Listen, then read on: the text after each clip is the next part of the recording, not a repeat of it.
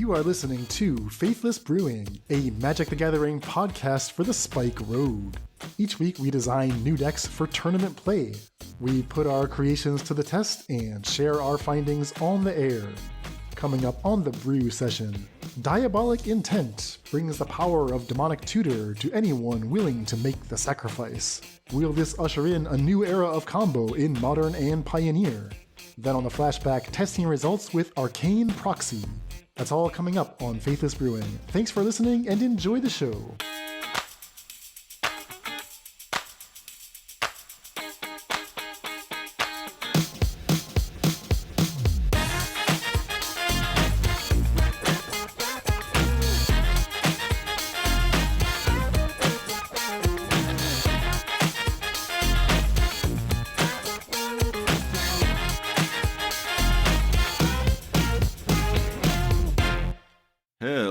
Welcome to the Faithless Brewing Podcast. I am David Robertson, and I am joined by Zach Ryle. He is Mana Symbol Online. What's going on, Zach?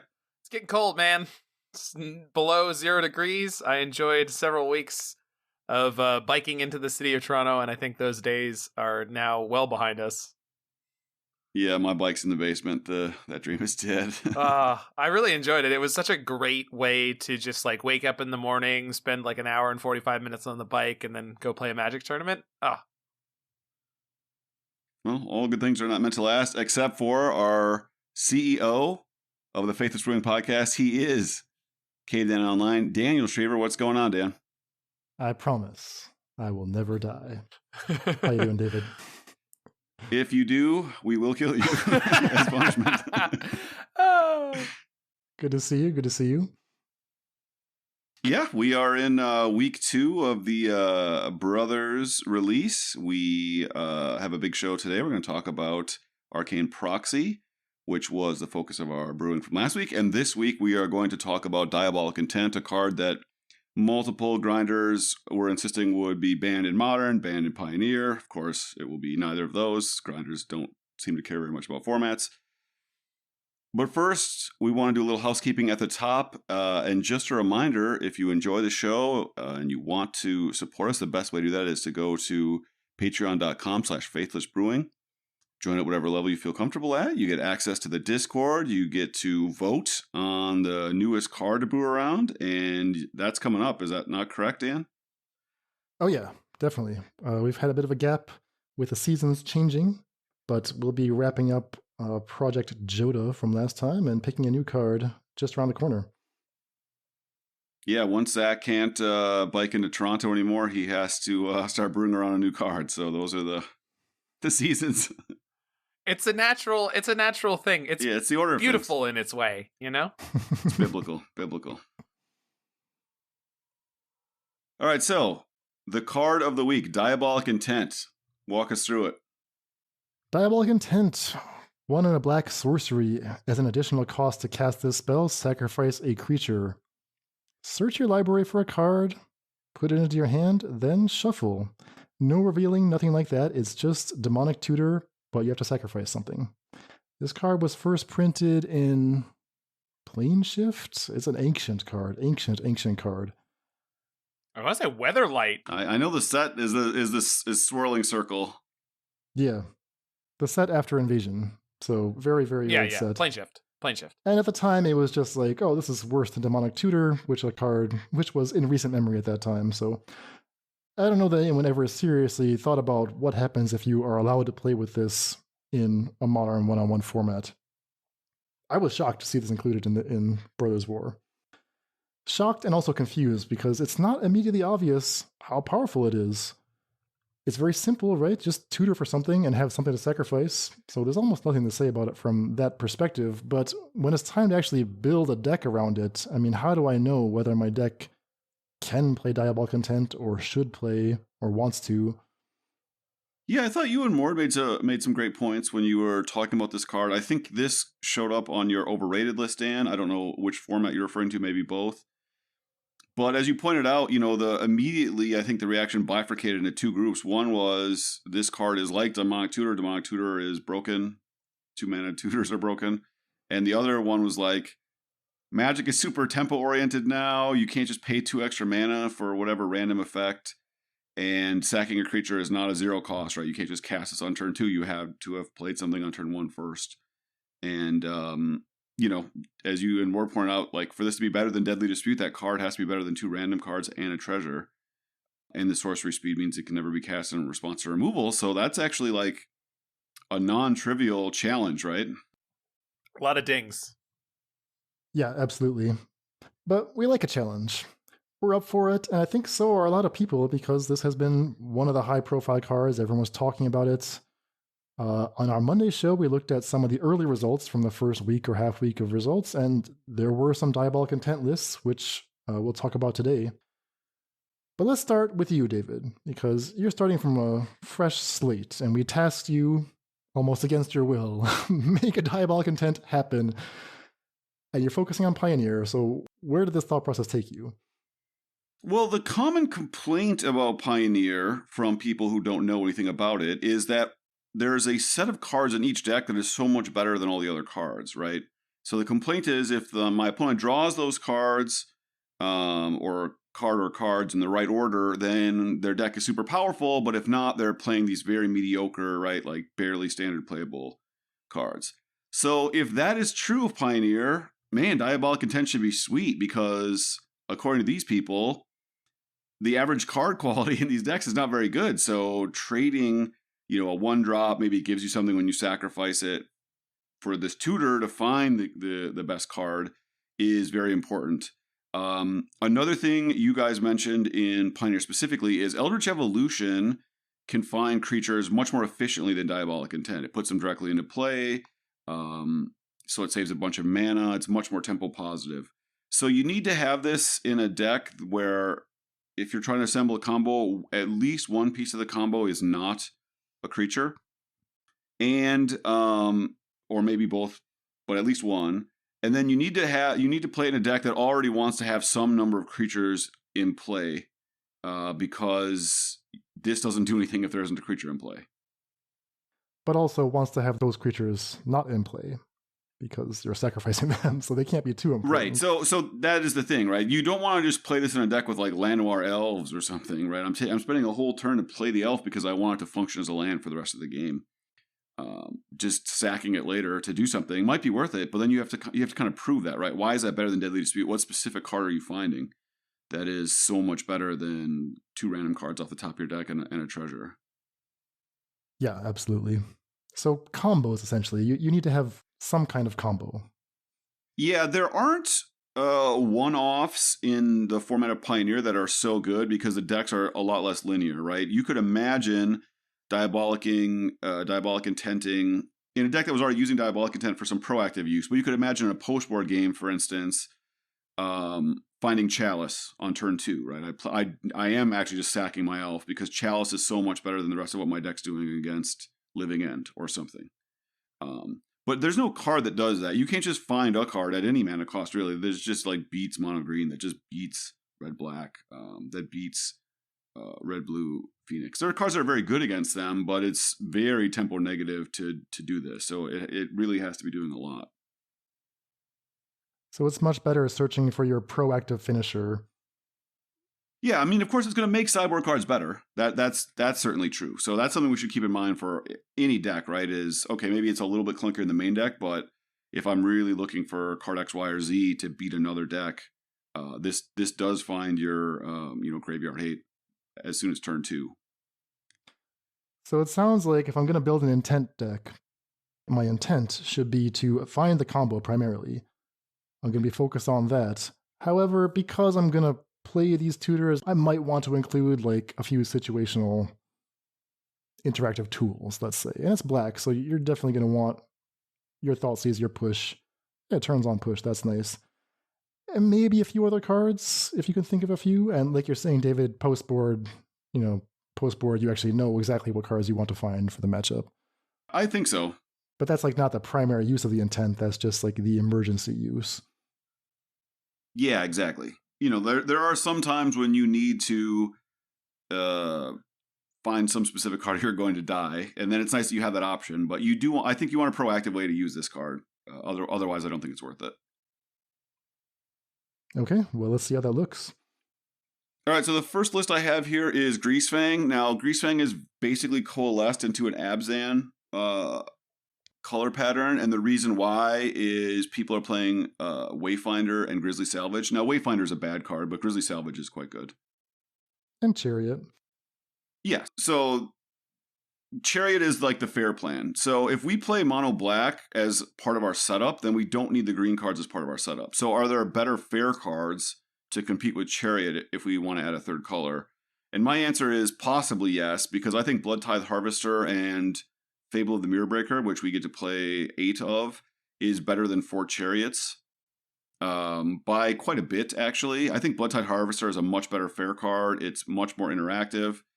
Pressures Planeswalkers earlier, and then it gives you the out to protect your discarded Parhelion from sorcery speed discard, because you can always sack your blood at end of turn.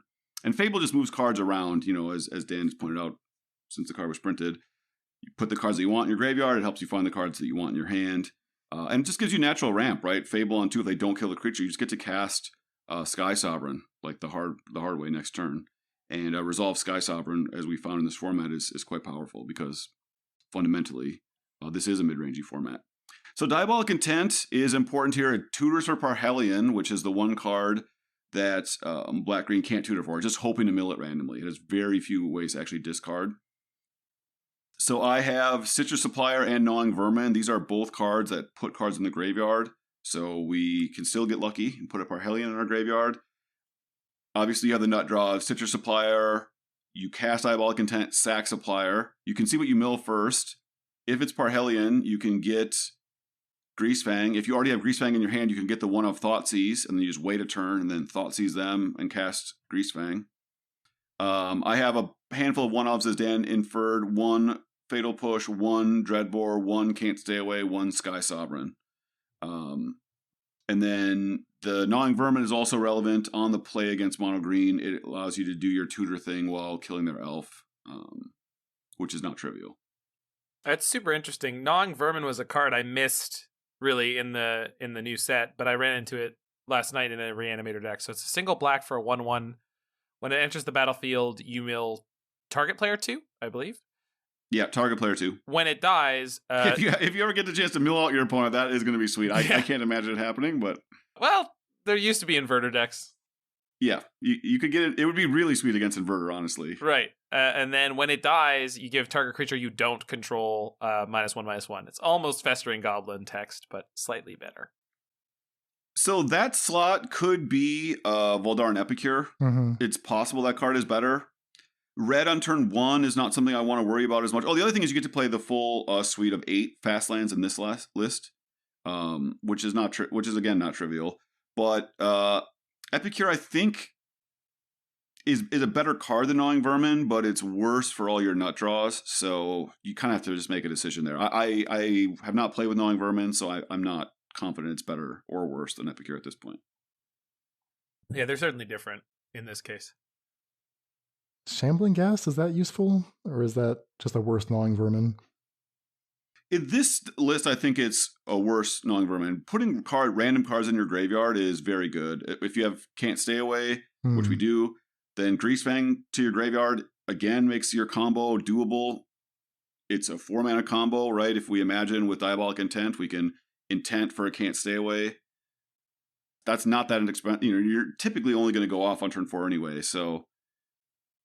I think in general, I love Shambling Gas. I think I've played it more than almost anybody, but in this list, I think it's worse. You don't need the mana, and the milling is very real. Okay, so if I had to compare this Mardu version to the more popular Abzan version, we have 4 Diabolic Intent where Abzan plays Eldritch Evolution, so we have the same quantity of tutors. Our tutor is slower, but it can get the Parhelion, as David is saying, which Abzan can't do. Abzan has more blind mill, because in addition to Citrus Supplier, they have the Wayfinder, they have Witherbloom Command, they have, I don't know if they play Salvage or not. They're better at putting blind cards in the graveyard. This version, because of red, we are better at specifically filtering our hand through Fable, through blood tokens. So we're better at controlling our draw and discard. The green version has Chariot, this version has the Harvester and the Fable for the fair plan. Does that basically sum it up? Yes. Okay, interesting. Yeah, I mean, it makes sense. The Abzan deck does not play for Eldritch Evolution, just as FYI. So we have way more tutoring than they do. Why they don't do that is not known to me. Is it the double green? Are they playing mana elves? I'm guessing. Again, it's not trivial. The third color is very, very real. Yes, I'm distinctly aware. It's tough. And because it doesn't find both parts of the combo. I think it's not that hard to get a Greasefang. If you're just going to mill a bunch and they typically play 2 to 3 can't stay aways, finding the Greasefang is not as hard because they're just hoping they can blindly mill it. They can mill it and it can't stay away, right? And just do it on turn 5. So, but yeah, they all play 4 Grizzly Salvage, by the way, Dan. It's the best card in the deck. Gotcha. It's much better than Witherbloom Command. It's not close. All right, so that is Mardu Greasefang, our first Diabolic Brew. The next list you have here stays in Rakdos colors. Yeah, so we know that there's already a red-black Sacdos deck, we've heard it called. It's really fallen out of favor now, I'm guessing because artifacts are just much worse with Mono Green's Rise, because they're just naturally playing Karn. So again, we have a bunch of fodder here. We have Claim the Firstborn to feed our Diabolic Intent. I'm playing 4 Unlucky Witness in this list. We have 3 Cauldron Familiar. Again, for Bloodtithe Harvester, a 1 of Anvil, that makes creatures that we can sacrifice. We have a 1 Woe Strider, that makes an extra creature that we can sacrifice. And then we just have a bunch of like tutorable type of targets if we want them. Only 1 Anvil, we don't have to go all in on Anvil, so we're not as weak to Karn, but when it's good, it's very good. 1 of Dreadbore, that kills Karn, very relevant for all the reasons I just outlined. 1 Korvald. Korvald is great, right? As soon as you have 5 mana, it's by far the best card in the sack deck, but you see these like green decks play 3 of them or whatever, and we've all beat them when they've been stuck with cards in their hand. And then 1 of a Crowan War. Again, it's a card you don't want too many of, but when you really want it, it's very powerful. And yeah, so this deck is not trying to answer, is Deadly Dispute better than Diabolic Intent? It's playing both. The full suite of Deadly Disputes, obviously making the treasure very useful with Mayhem Devil, very useful to ramp up to Korvald. And then Diabolic Intent is basically just your extra sacrifice effects. Instead of the 1 black sorcery, destroy target creature, Planeswalker, sacrifice a creature, or the 1 black instant, sacrifice a creature, draw 2 cards. This is kind of taking the place of that, and it's giving you a wider suite of cards in your deck. I'd love to claim the Firstborn, their creature, and then sack it to my Diabolic Intent. How sweet would that be? Yeah, in a Crowan War, you keep it for a couple turns, right? So you Crowan War, take their creature, block with it, next turn attack with it, then sack it. You can also take bigger things in that case, too. Yeah, exactly. So how does this deck actually win?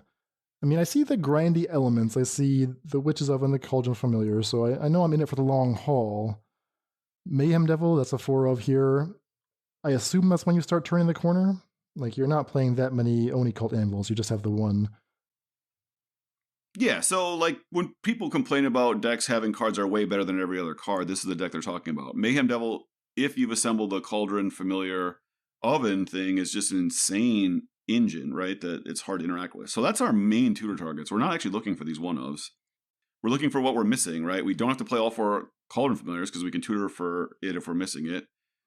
We can find our Oven, we can find our Devil. So that's just our default, is if we're looking to tutor something, we're looking to complete that Holy Trinity, and then just go to town.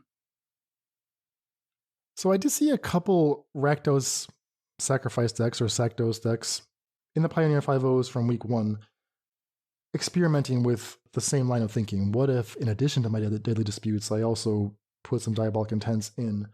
And just comparing these lists, it turns out there's a bunch of cards that play in this space, and they can choose different options at each slot. So like where you have the Unlucky Witness, this player, Joao Claudioms, I don't know how to pronounce that, was playing Voldaren Epicures instead. They were playing the full playset of Oni Cult Anvils. They were actually playing Kari Zev's Expertise instead of Acclaim the Firstborn, which is kind of cute with Diabolic Intent. Yeah, that's really cool. That's really cool. Steal it and immediately cast the intent. Although that's the same amount of mana as Claim the Firstborn, so I don't know, maybe that's not worth it. But yeah, I mean, I guess just playing within the space, if it turns out when we're testing this that, Witness is underperforming, there are other options. I think the question would just be like, how solid is this plan? Yeah, I mean, we know that the familiar oven can play only call level or not, but Mayhem Devil, like that has been a deck that is, competitive. So the question is, does Diabolic Intent add anything to it, right? Does it find crucial pieces? I like that the deck that you're highlighting here is also playing Shrapnel Blast as a one-of. That is, at least as a one-of, should be considered as something that lets you go, to finish a game. Yes. All right, so those are somewhat familiar Rakdos-based shells. The next list here, I do not recognize this. This is a brew. I don't know where this came from, David. What were you thinking here? Yeah, I'm not sure myself, honestly. So I wanted to play Ashnod, and Ashnod also rewards you for having sacrifice fodder. And Ashnod lets you play Mox Amber. So we're playing Ashnod, and then our 1-mana sacrifice creatures are Shambling Ghoul and Combat Courier. And Combat Courier, of course, notably can come back from the graveyard. If you don't want to sack it for the Clue ability, it is perfectly fine to be sacrificed to Deadly Dispute or Diabolic Intent. Then we have 4 Mox Amber, 3 Fatal Push, 2 Moonsnare prototype.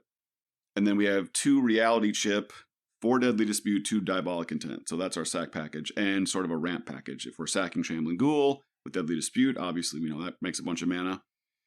Then we have Emery. Emery's very cheap. We've just played a bunch of artifacts. She's also great with Mox Amber. And then Split the Power Stone, which is a card I'm interested in exploring because when you're playing Mox Amber, Split the Power Stone is awesome.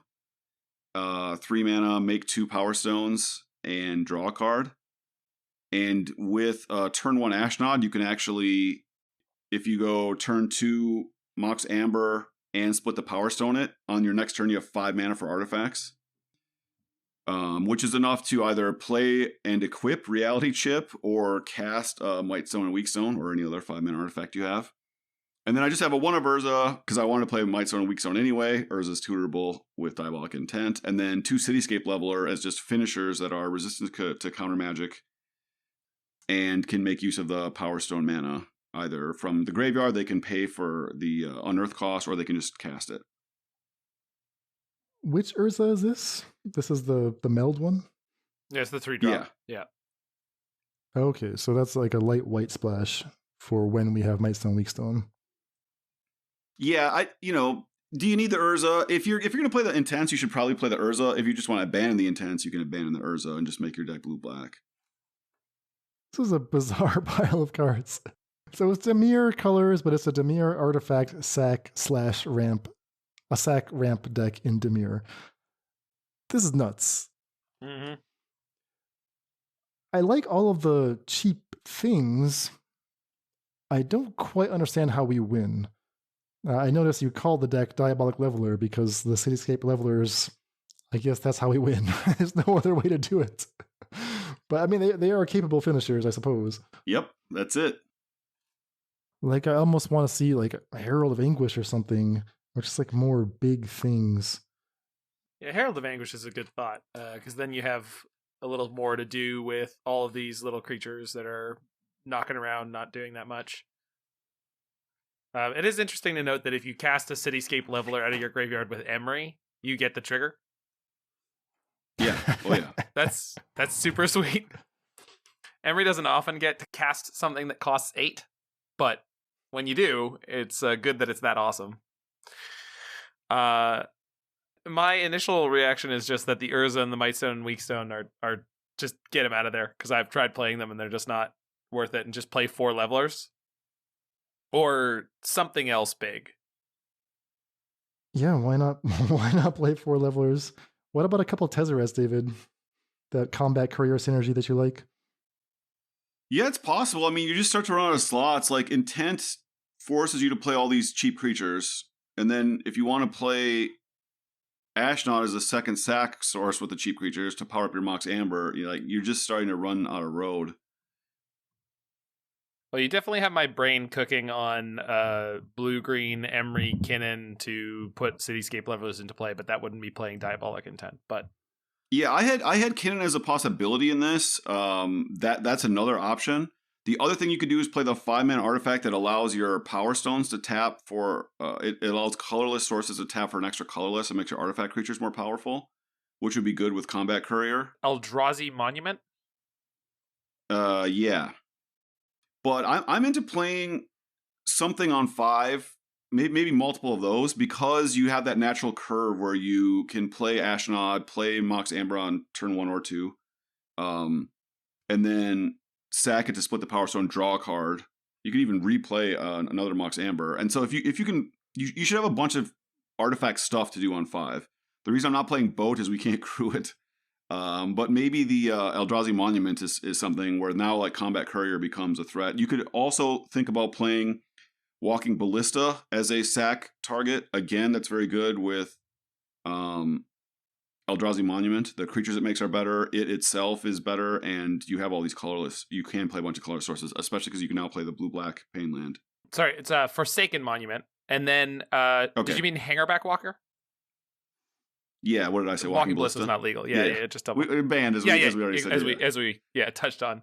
So yeah, Forsaken Monument, and that's definitely going in a very different direction all of a sudden. But Forsaken Monument, for instance, is much better than Kinnan in a deck like this because Kinnan dies to everything and forces you to play a third color. This you're just going to have Power Stones lying around, and Forsaken Monument makes those Power Stones really good. Yeah. Like, you only need to have 4 lands in play and 2 Power Stones with Forsaken Monument, and then you get to cast Leveler. Yeah, that's more than a little bit sweet. Sweet. And it's legendary, so you only want to play one of it anyway, the Forsaken Monument. So, well, you can play a couple. Yeah. You can split the Power Stone, one of them. Yeah, there you go. The other one. Sacrifice my 5-mana artifacts to create 2 artifacts that tap for 2. Draw a card. Draw a card. Legendary. Oh yeah. Split the Power Stone if the card is legendary. Split the reality chip, draw a card. I love it. Split the chip, baby. Love to see it. So yeah, there's some. I don't know if it involves Diabolic Intent, but there is a deck for sure with Emery, Reality Chip, Ashnod, Mox Amber, a bunch of cheap shit, and Split the Power Stone. That's for sure a deck. I don't know the other stuff that goes on top of it. Right. All right, so that's a Dimir artifact ramp sacrifice deck with Diabolic Intent. One last Pioneer deck that emerged from the regional championships last weekend, specifically in Atlanta. Some of the younger American pros, like Sam Rolph, brought a black-green Citadel deck. Bolas' Citadel, powerful card. Occasionally as a deck in Pioneer. There's a game state you can get to where you have a Prosperous Innkeeper, something like a Woe Strider, or a Catacomb Sifter. So as you're casting things off the top of your deck, you can also scry and filter away any lands, and you can just vomit out a massive board, sometimes even a lethal board, if you're draining the opponent while you're doing all this. So getting the Citadel in play often ends the game immediately or puts the game well out of reach. That being said, it's a clunky 6-mana card. Exactly the kind of card that you might want to just have as a tutor target. So what they brought was the Citadel core, but they played 4 copies of Diabolic Intent. 4 copies, which was a big surprise to me, because you have to commit to this. You have to really want to draw Diabolic Intent. And if you dig into how they're using it, well, it kind of follows the rules we talked about. Like, there's the proactive plan. I just want to develop my board, not fall too far behind, and then get the Citadel down with enough life to just win. But if necessary, they have a bunch of situational cards that, much like David's one Thoughtseize, one push, etc., here are a bunch of one-ofs that might come up. Like there's a Karn, there's a Vraska, there's a Thoughtseize, there's a Meathook Massacre, there's a Callous Blood Mage. Ditto for the sideboard. I mean, it's kind of like a weird Karn Wishboard kind of sideboard, because you do have the one Karn that you can tutor for main. But of course, in game 2, you might just side these cards in which case, yeah, Intent finds them more frequently as well.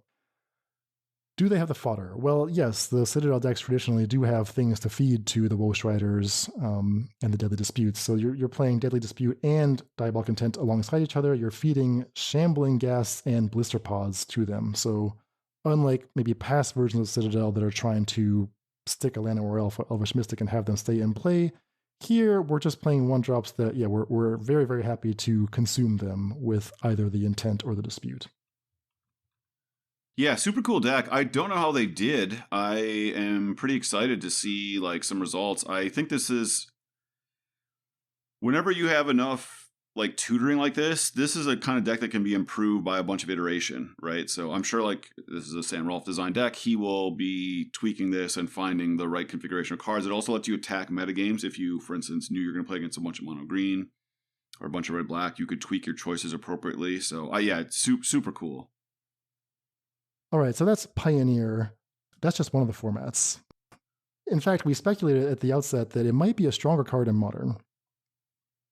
Modern has a little bit of pedigree for tutors. We see Elidamir's Call played sometimes. We see Eldritch Evolution, Chord of Calling, sometimes even Profane Tutor. So people started experimenting with Diabolic Intent right away. We saw some 5-0s in known decks. We saw some 5-0s in spicy decks. And I think, Zach, you've got some ideas for future directions to explore. So, Zach, I'm going to turn it over to you here. Why don't you walk us through Diabolic Intent in Modern so far? Sure. As we speculated, there are some decks that we haven't seen a lot of or have been constructed whole cloth in order to exploit it. But then there's just someone coming in here and saying, you know what, we need to get back to playing black and hammer time. And the reason we're going to do it is to play 4 Diabolic Intents. So, you just have extra copies of hammer in your deck on top of the extra copies of hammer in your deck. But it can also be Sigarda's Aids or Pure Steel Paladin. Whatever you need. If you need your Ginger Brute, you can use Diabolic Intent to get it. It's sort of the premier small creature deck in Modern right now. That's very much like a top tier. So we see it here with the full package of 4 Mem Knights and 4 Ornithopters, which is not always the case. No copies of Giver of Runes, and just using Diabolic Intent as a way to shore up the consistency in your Hammer Time deck. It's like they built their own Demonic Tutor. Let's just play any random 0-drop that we can feed to the intent. Yeah. Of course, Mem Knights and Ornithopters also function within strategy, but... Right, exactly. Like, this was a deck that was, like, kind of ready-made already to do that, and the question is, do you need this many tutor effects, right? This deck is playing no copies of Steel Shaper's Gift, which is seen sometimes as a 1, 2, 3 of, usually 1 or 2 in some versions. And so this just helps you get the equippers, the Pure Steel Paladin or the Sigarda's Aid. And that's maybe a real advantage. I don't know if this is going to prove to be a super useful tweak on that archetype, but it's good to see that it can be successful. Next up, we've got Rakdos Zombies, though. And this is, there have been occasional zombie decks that do kind of okay. Zombardment, zombies with Goblin Bombardment, as we're seeing here, was sort of a flash in the pan thing for a little while. There were some Jund sacrifice decks as well that did all right. So this is putting Diabolic Intent into a very heavy creature deck with the advantage of being able to sacrifice Gravecrawlers or David's favorite Shambling Ghast. Yes, showing up in the Modern format. All right, Modern Zombies. I see 16 1-drops. The Carrion Feeder is Champion of the Parish, Gravecrawler, Shambling Ghast, Undead Augur. So I am getting paid a little bit when the creatures die, but my assumption would have been that any kind of creature tribal aggro deck doesn't actually want to be sacrificing its creatures if they don't have to. So I'm fairly surprised that this deck was able to get the 5-0 with 3 Diabolic Intent main. Like, what are they searching for? Well, you can set up your Liliana combo, too. Right, so you have Liliana Untouched by Death with Shambling Ghast and then Goblin Bombardment, and that's it. You just loop those 3 cards for infinite damage. So I guess it searches for both halves of that combo, so you have to play less of a medium to low impact 4-mana Planeswalker. But it also gets Goblin Bombardment, and your deck is disproportionately better with that card in play. Having the free ability to sacrifice cards. You have Undead Augur, which every time one of your creatures dies, you lose a life and draw a card. So you kind of get that Yawgmoth thing going on where all your crappy creatures get to cycle in and out of play, dealing 1 damage and drawing you a card each time. Gravecrawler makes it cost only a single black mana. Rolph's Messenger can be a big burnout. And Headless Rider also is dealing damage to your opponent every time one of your creatures dies. So it's just a lot of chip damage. It's like playing against the black-red sacrifice deck where you're like, oh, they're not doing anything threatening. And then you realize you've taken like 11 shots of chip damage, and you're dead this turn. Also, Bombardment is the classic card where you only want one, but you always want the one. Right. So typically you have to play 4, right? So you get to cut a full Bombardment out of your list to play Diabolic Intent. So I think this is actually adding a lot of tools to this. Yep, definitely looks very slickly constructed. Yeah, I forgot about that Liliana combo with Shambling Ghast and Bombardment. We had a whole week on this, Dan. I built all these lists. I just forgot. I mean, you just don't see it these days. Yeah, it wasn't a good week. I'm not saying that. No, and there's a good chance that if this was a better known quantity, that people would be able to, pithing needle your Goblin Bombardments more frequently. This is probably getting a lot of free wins where the opponent has no idea what's about to happen, but still good to see it. All right.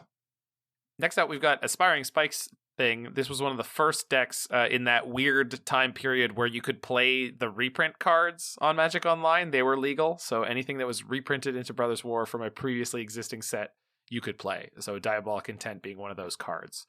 This is a mono-black ReSCAMinator. So it's playing the Grief with Undying Evil, Feign Death, Malakir Rebirth setup. So turn 1, you can take 2 cards out of your opponent's hand and end up with either a 3-2 or a 4-3. But on top of that, it's playing Persist and Archon of Cruelty. Reanimator decks were trying to be a thing for a while in Modern, and they were pretty successful for a while, usually in an Esper configuration, which increased your consistency with having things like Faithful Mending. This one gets to play the Diabolic Intents and a single copy of Unmarked Grave. It's good to play as few copies of that as possible. And then we've got 4 Archfiend's Vessel, so you can persist that back and it becomes the demon token. It's not something that I would have thought would be good enough for the Modern format, but it is just a body that you can play on turn 1 and you don't feel too bad about sacrificing. 4 Stitcher Supplier, 4 Village Rites, and of course, Bloodghast is a big star here because it's sacrifice fodder for your Village Rites and for your Diabolic Intents that you get to pretty much have all the time. So that's a big pickup for this deck. Yeah, what surprises me about this deck is that it doesn't have that many creatures, right? There's just the Archfiend Vessel, the Stitcher Supplier, and the Bloodghast. Now, obviously, if you have a Bloodghast, because this is Modern, you have fetches, you're set for life. You have as much fodder as you ever need for the Intents and the Village Rites. Stitcher Supplier, sure, why not?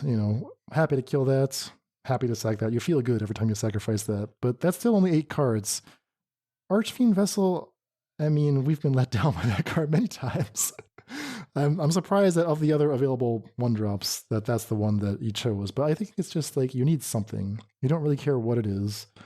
And maybe the possibility of like persisting it back as a 5/5 is just like worth slightly more than what have we talked about, gnawing vermins or shambling ghast, etc.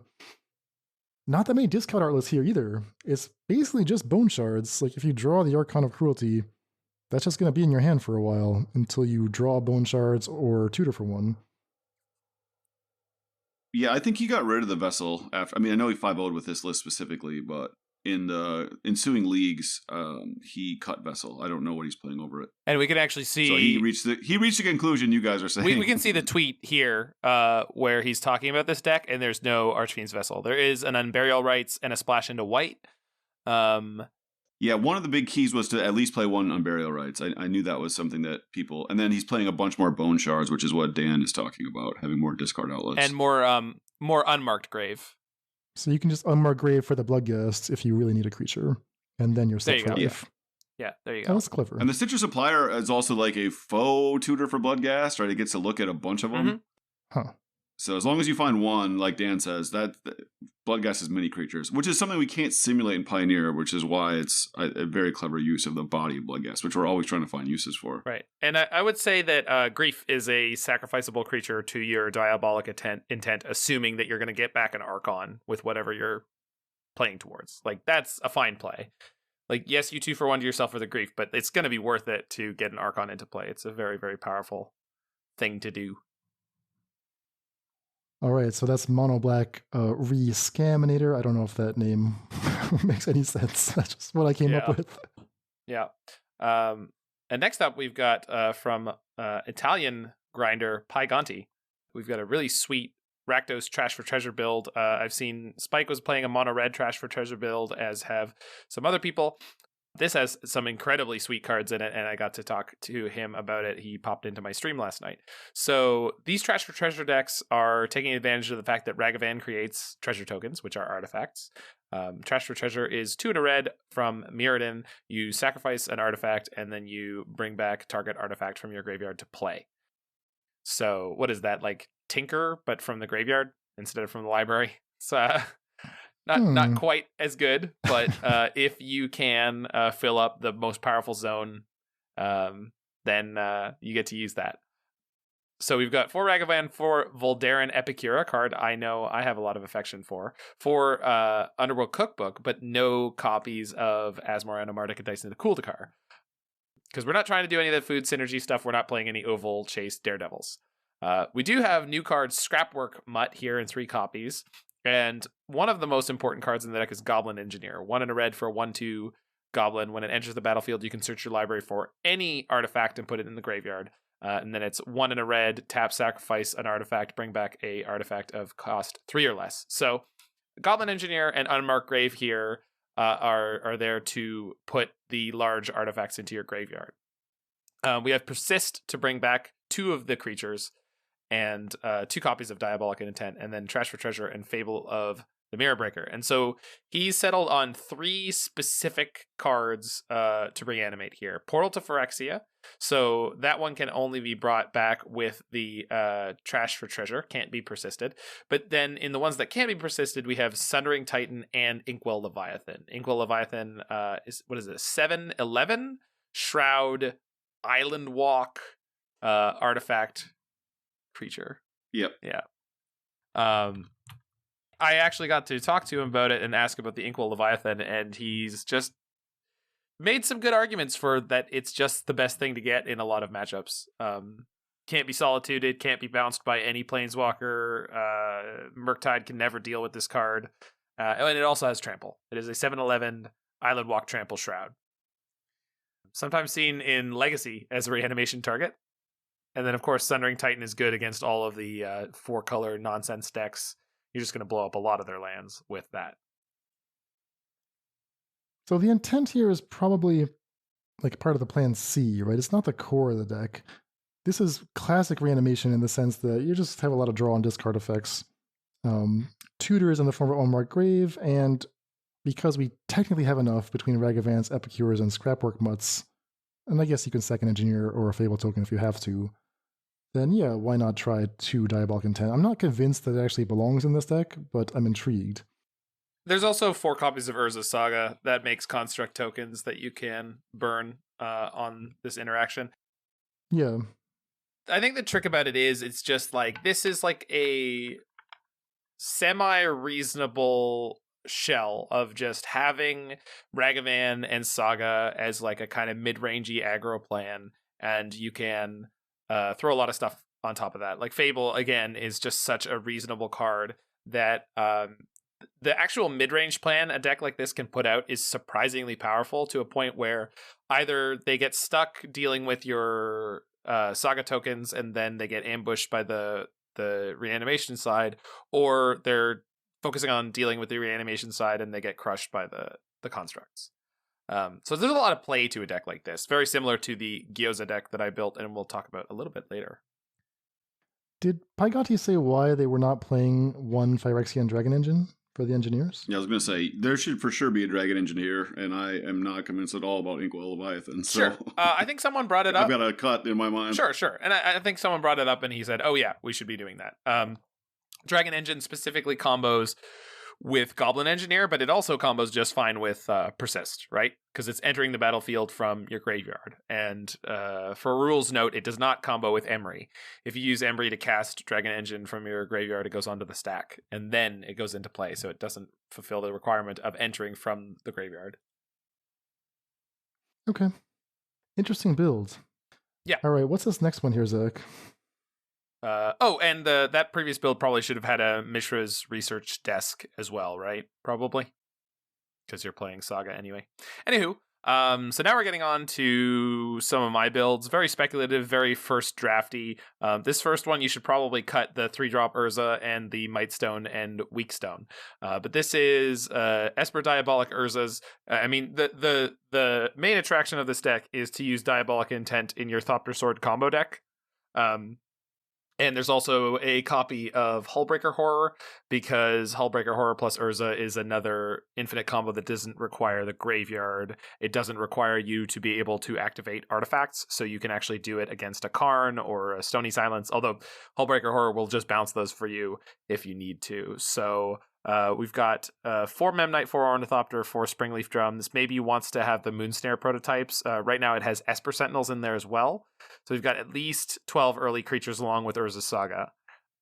A small Saga package with Aether Spellbomb, Shadow Spear, and the Blood Fountain should actually be the Underworld Cookbook, and that's to pick up any of your important combo creatures out of your graveyard if they end up there.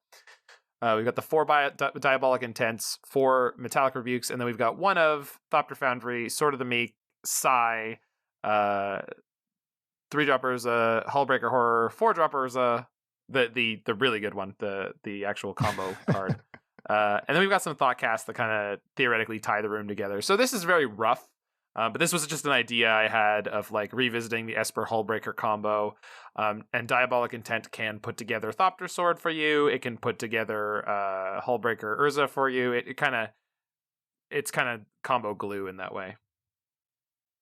I kind of like this. It's clever. It has the same core that Hammer Time deck has, where Memnites and Ornithopters, they're like not an actual magic card in most decks, but here like it serves a bunch of purposes. It works with Metallic Rebukes, it feeds your Thoughtcasts, feed it to the Diabolic Intent for build your own Demonic Tutor, and then you use them in the Urza combo with the Hullbreaker Horror like you're describing.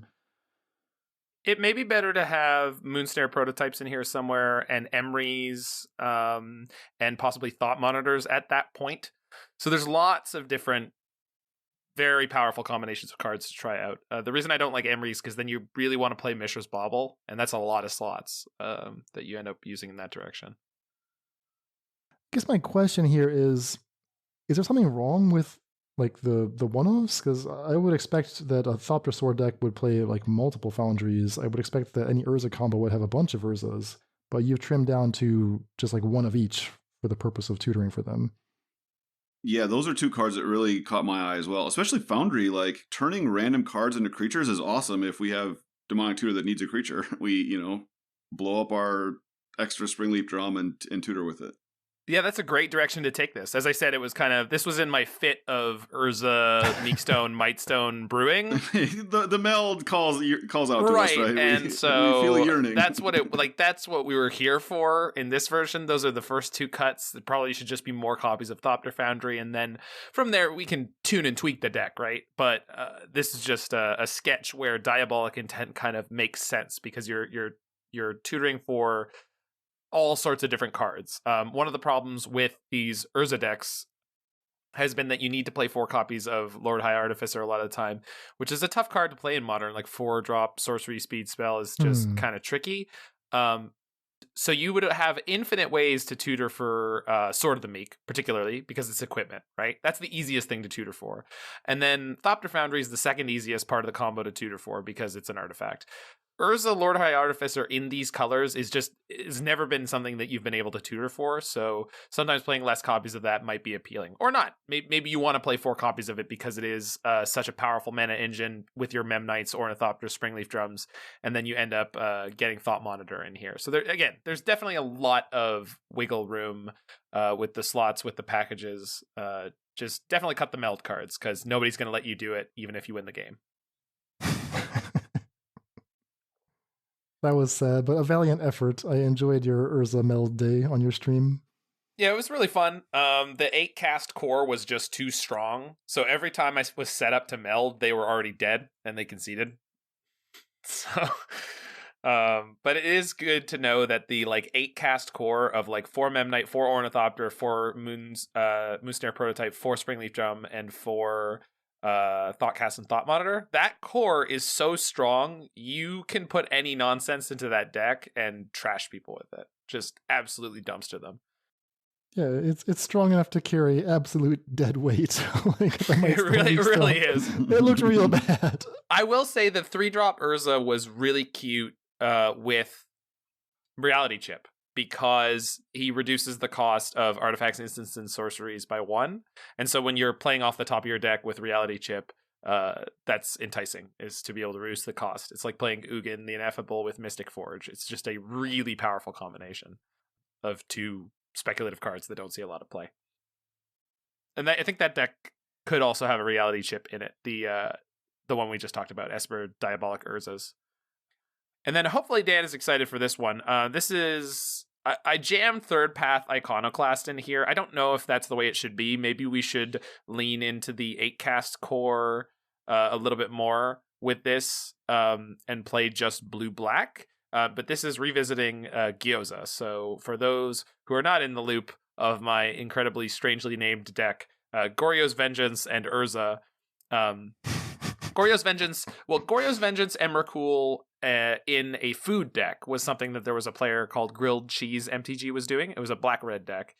And in my mind, I was like, yeah, we're playing these 4 Goryo's Vengeance, we're playing 4 Emrakuls, but is there some other legend that I can play in this food deck that's going to fit? So Urza kind of came to mind, and it was like, oh, well, that's kind of neat. You can discard an Urza, bring it back with Goryo's Vengeance on their end step, then you have a big construct to attack with, and then if you play an Aether Spellbomb, you can actually bounce and replay your Urza sometimes. So I've done it a couple times. It's usually a bit win more at that point. Like the giant construct and the 1 turn of Urza activations is usually pretty good. Dan was a fan of this deck, just throwing Emrakuls at people. But part of the problem was, you're playing Oval Chase Daredevils and 4 Emrakuls and 4 Goryo's Vengeance, and there's just a lot of things that can go wrong, especially in a 3-color deck. So this version is trying to take advantage of Diabolic Intent to cut down to 1 copy of Emrakul, 1 copy of Goryo's Vengeance, and 1 copy of Oval Chase Daredevil. There's not a huge amount of creatures in this because hopefully what is going to carry this is Asmorano, Mardukadais no Kuldakar, and Third Path Iconoclast, as well as Urza's Saga. So this is very rough, very speculative, but pretty interested in it. And there's definitely another way we could build this where it's just blue-black and maybe a little bit more stable. Plays some copies of Ornithopter, Memnite, maybe Emry, and maybe doesn't need to play the Iconoclast at all. I mean, the thing I like best about this archetype is the deck name is just Chef's Kiss. It doesn't actually work. Goryo's, Urza, and food. Gyoza. Like, yeah, it's a little bit off, but yet we'll allow it because it's so sweet. It's spiritually strong. So in terms of the exact construction, I mean, obviously this is first draft, but I do think you're short on creatures. I mean, especially, it's not just the intent, it's also the 4 Springleaf Drums. Like, you really need something to make those cards work every time. The Blood Fountains, maybe, like, between the Blood Fountains and Springleaf Drums, I think those are where you'll find the slots for something else. I don't know what that would be, though. Like a creature, I think. I just need a creature. Yeah, I think Third Path Iconoclast is a bit of a stretch for this deck. I just don't think that card needs to be there. It was just something that kind of interested me. I do think that there's like a Grixis Asmora deck that plays that card. Whether or not it's as good as any of the things we've seen so far, that would be worth checking out. I don't hate the Iconoclast. It's just like, I think you need Epicures or something, like some other creature you can put in, or even Ragavans, as sad as that is to eat him with Diabolic Intent. I mean, Blood Fountain's there because it's one of the only ways that I've ever felt very confident in not having Thought Monitors stuck in my hand. This may just be not a Thought Monitor deck. This may not have the density of artifacts for that. And cutting the Thought Monitors may end up putting us in the right spot. Or the Thought Casts put in the 4th Thought Monitor if we do have enough artifacts. Yeah, it's a tough balance too, though. Like you say with the Third Path Iconoclast, you only have 23 cards that trigger Correct. it, and we're talking about cutting several of them to play more creatures. So yeah, that's why I was thinking it was a bit of a stretch. Lots of knobs to tweak. And it's even possible that we could do a black-blue core version of this where we play Diabolic Intent, Hullbreaker Horror, and Persist with Urza. Persist can't get back Urza, but it can get back a Hullbreaker Horror as a combo card with Urza. So Yeah. I like that. Yeah. Well, I look forward to seeing these in action. You do stream these on your Twitch channel. That's twitch.com/manasymbol, CYMBAL. Maybe you'll already have played them by the time this episode is out, so definitely go check Zach's Twitch or perhaps his YouTube to see how this plays out. Speaking of which, I think that's enough about Diabolic Intent for now, but we do want to follow up before we go on last week's card, which was a very interesting one, Arcane Proxy, the first Pioneer Legal Snapcaster-esque effect. David, you were kind enough to brew up 3 different lists, and Zach and myself got to try them. All 3 of these were Pioneer. We had a pretty solid, safe Dimir build. We had an Is It variation on that Dimir build, and we had a wild and crazy Sultai Unearth monstrosity. that one was quite interesting. But maybe we should just start with a simple one. We'll start with Dimir. So this is the deck that I played. And David, I think the way you described it was this is the cleanest Arcane Proxy deck you can build. Is that fair to say? Yeah, exactly. Nothing too crazy. This deck is full of cheap spells. Exactly. So I'm blue-black. I've got Consider, Fatal Push, Thoughtseize, 4 of each. 4 Ledger Shredder, 4 Evangel of Synthesis, 4 Arcane Proxy. See the Truth is my big get, right? That's my big reward for doing the thing with the proxy. If I flashback See the Truth, I get to draw a full 3 cards, much like Sardis Agent. And we're also playing Founding the Third Path, which is another card that works with See the Truth. On its 3rd chapter, recast See the Truth for a full 3 cards. 2 Treasure Cruise, because, why not? That also works with the 2nd chapter of Founding the Third Path. You don't want to delve too much of the graveyard away, as I found when I played this. I mean, the game will go on for a while, and the proxies, every time you draw a proxy, you're checking your graveyard, like, what do I have left? So, yeah, I think 2 is a reasonable number of Treasure Cruise. Some removal eliminates, go for the throat, and I ended up finding a slot for a single recursive threats. I went with the Razorlash Transmogrant over the 4th Founding the Third Path because between Evangels, Ledger Shredders, and the Self-Mill, you have a lot of ways to just incidentally put something in the graveyard. So yeah, I enjoyed these cards, so I was looking forward to playing it, took it into the Pioneer Leagues, went 3-2. The deck was clean. It was very clean, except when it wasn't. And I wrote my notes like round by round as I was going, and like there were some games where I was like so frustrated by, not having quite enough density of card draw. Like it kind of looks like an Is It Spells package with Considers and Treasure Cruise and then See the Truth, but you don't quite have the density, right? You don't have that opt. You don't have 8 cantrips. You only have 4. So there were games where I would play my first 3 turns, I would draw my proxy and realize I actually haven't drawn any reasonable things to flashback yet. Other games I have an abundance of riches, so I almost wondered if I should play a little more blue card draw. Overall, though, it was quite smooth. I got to do the thing, definitely once the variance evened out.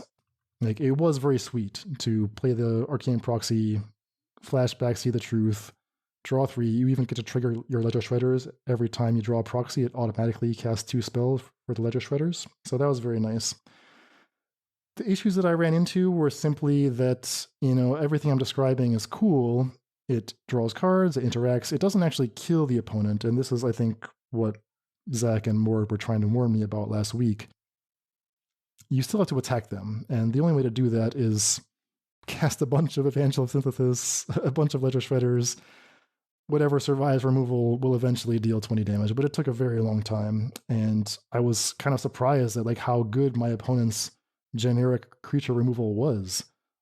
They had temporary lockdowns, got all my stuff multiple times. They had sweepers, slow sweepers, but it was still good enough because, Dimir does not really have reach.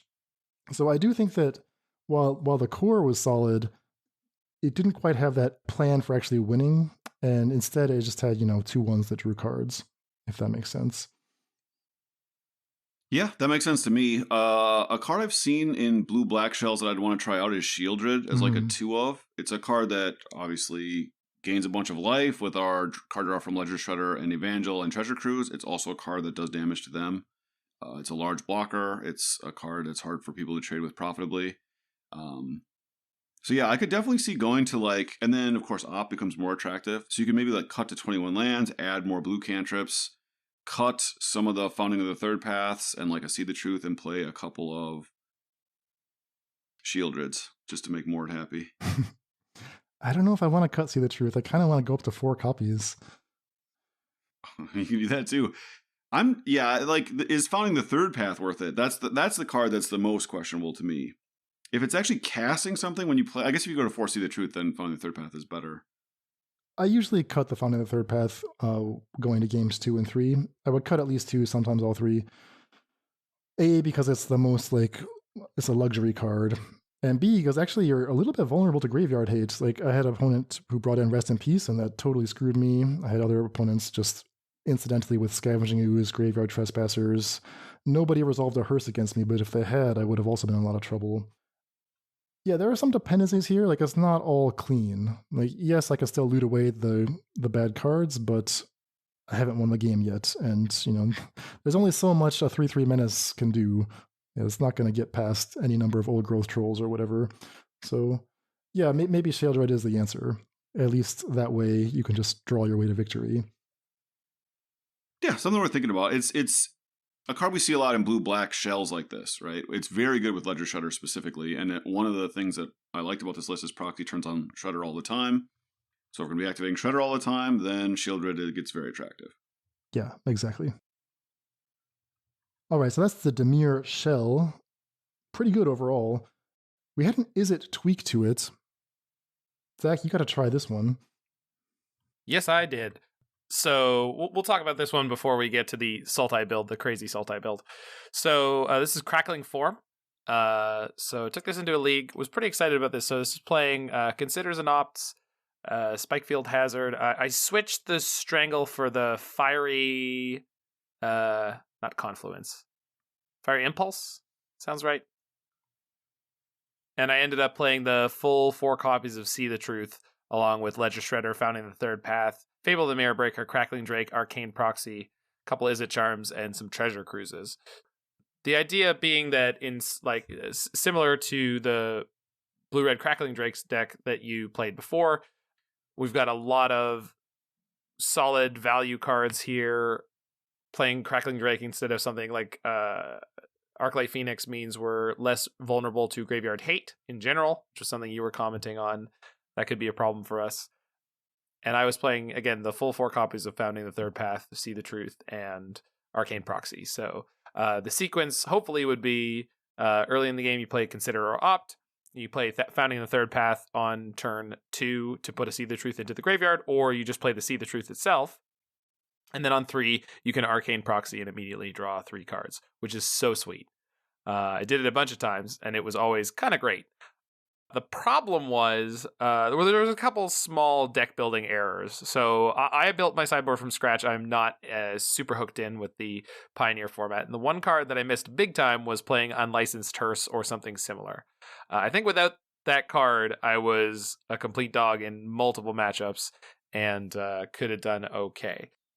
That said, started out against Black-Red, and I drew so many more cards than they did in every game. But they just had these sort of strangely aggressive draws, and were often able to, Thoughtseize my 3 damage spells, and then play a Graveyard Trespasser, or something along that nature would happen.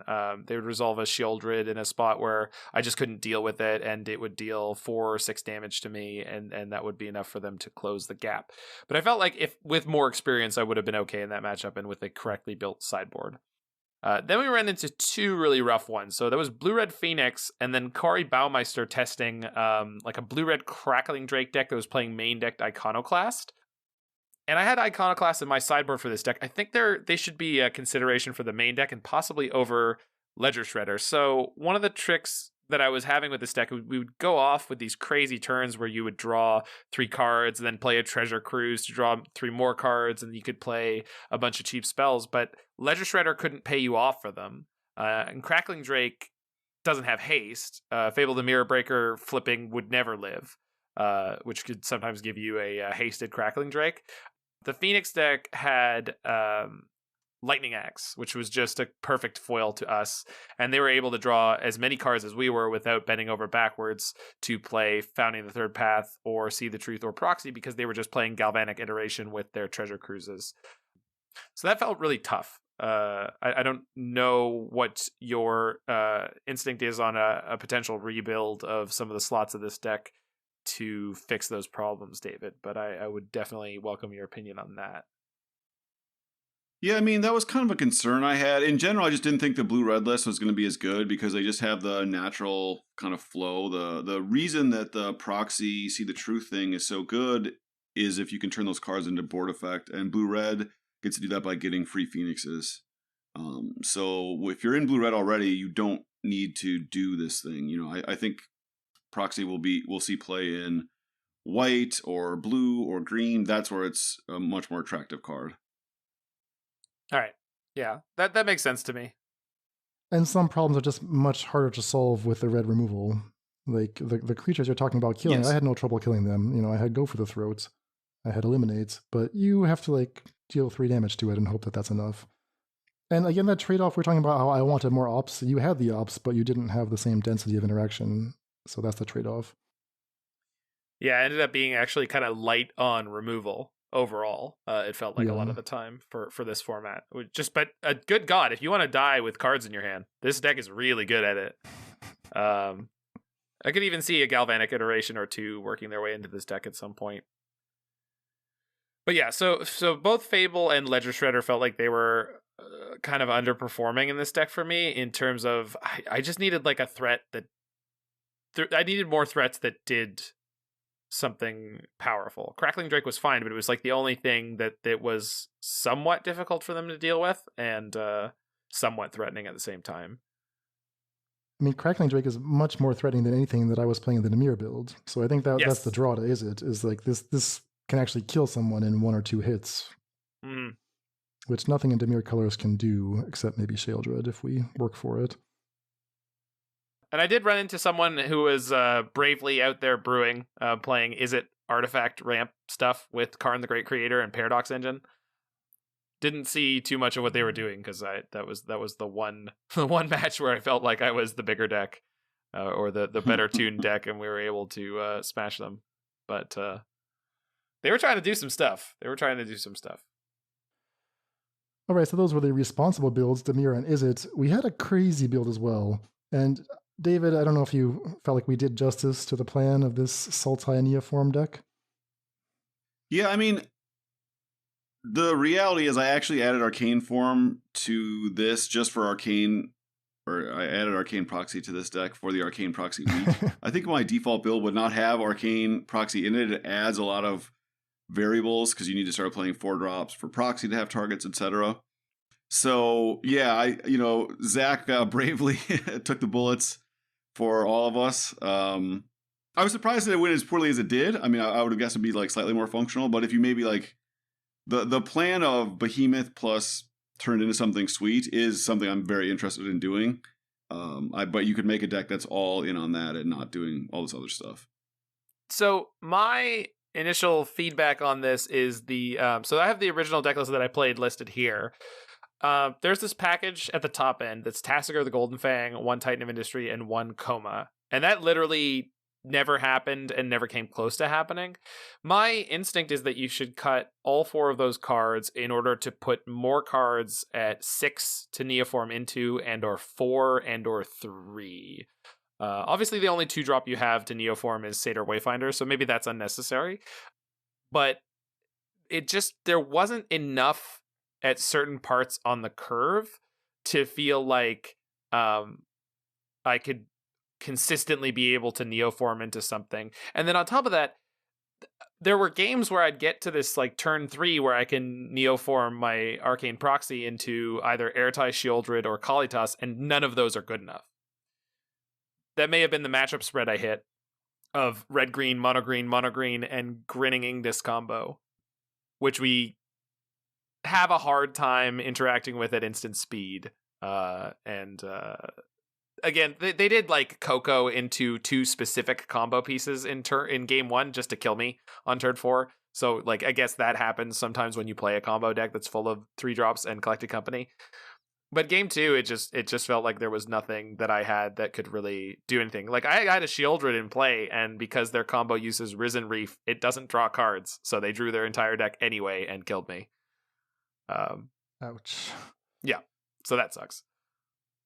So I'm wondering if, I mean, apart from this shell itself, which didn't work out that well, Arcane Proxy, it's hard to come up with an Arcane Proxy deck that isn't kind of on the slower, dirtier side. So I feel like any Arcane Proxy deck is going to struggle with decks that have some combo finish, like the Ingus deck, or decks that just go way over the top. Like, I felt completely hopeless against Mono Green when I got paired against it. I don't know if you felt the same. Oh yeah, amazingly hopeless.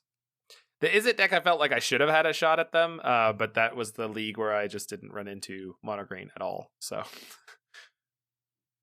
in the Sultai lists, I mean, you played the full 4 proxies. Were they pulling their weight? I mean, you had a lot of 2-mana spells here to Flashback, which is different from the other decks we were talking about. You had Abrupt Decay, you had Neoform, you had Grisly Salvage. No, not really. There's a lot of times where I would use it to play an Abrupt Decay or a Fatal Push, and that just wouldn't matter. For 3 mana at sorcery speed to do that, it was just not effective enough. Yeah, I was like kind of disappointed with the body. Like, obviously nobody plays Snapcaster for the body, but the 2/1 is kind of nice. In Pioneer, it didn't feel so nice. Like, it felt like a really terrible creature. Yeah, it couldn't trade with anything or block anything almost ever. It was really unfortunate that the proxy was like that. And again, like, to do the thing on turn 3 where you neoform this into one of the 4-drops, it didn't feel like any of them were that impactful. But again, with the matchup spread I hit, no wonder, because by that point you're kind of already under the gun, and so the green-red mid-range deck is just going to attack around and kill you, or like you neoform into Shieldred and then they play the Akroan War and just take it and kill you. So I don't know. I think in my mind the part of neoforming the Perennial Behemoth into one of the 6-drops or the Tassiger into one of the 7-drops was going to be able to happen on like turn 4 more of the time, and it very rarely did. It was very difficult to make that happen.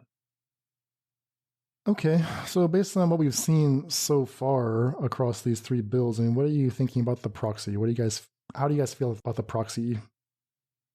I was disappointed. That's all I can say. I was really disappointed, but man, did I see the truth. I definitely saw the truth a lot and drew 3 cards many times. If you like drawing 3 cards and you don't want to just cast Treasure Cruise again, boy, do I have a high for you.